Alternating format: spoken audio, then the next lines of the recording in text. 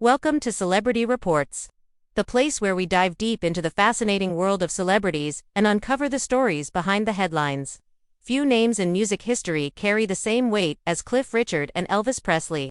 Both men defined their generations in unique ways, shaping the music industry and influencing countless artists around the world. For decades, there have been whispers about the true nature of their relationship, the behind-the-scenes interactions, and the untold truths about their encounters.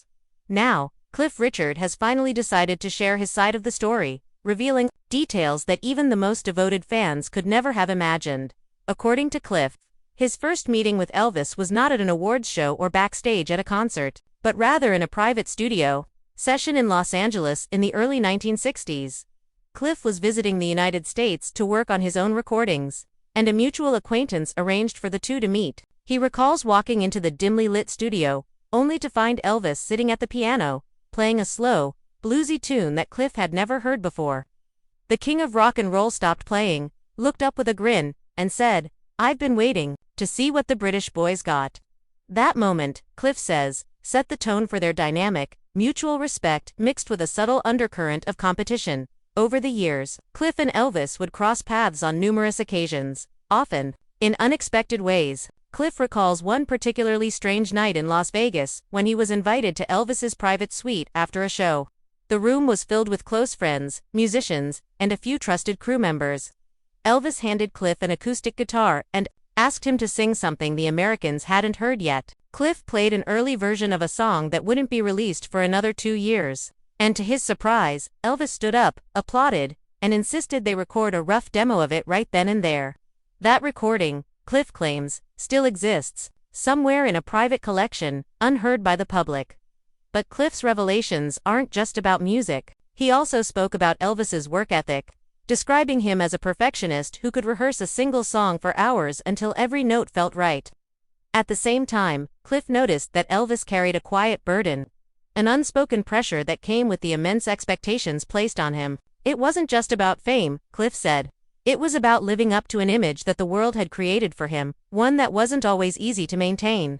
Perhaps the most surprising detail Cliff shared was about a private conversation they had during a quiet evening in Memphis.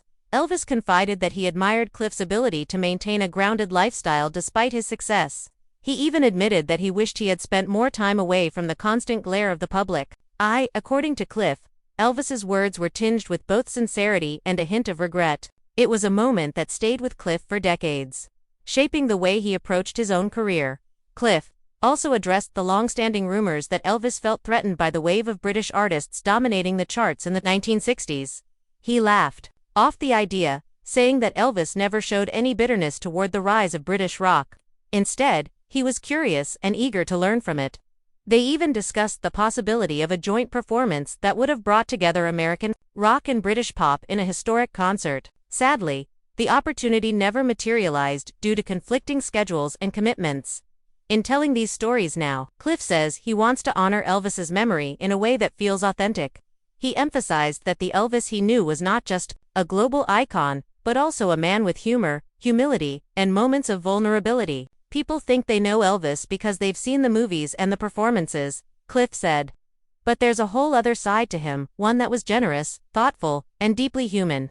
As the conversation drew to a close, Cliff hinted that there are still more stories he has yet to tell, letters exchanged, unreleased recordings, and private moments that have never seen the light of day. While he didn't reveal everything, his words painted a vivid picture of a friendship that was both complex and inspiring, shaped by mutual respect and a shared passion for music. And in doing so, Cliff Richard has given fans a rare glimpse into the life of Elvis Presley, not the legend, but the man behind the legend.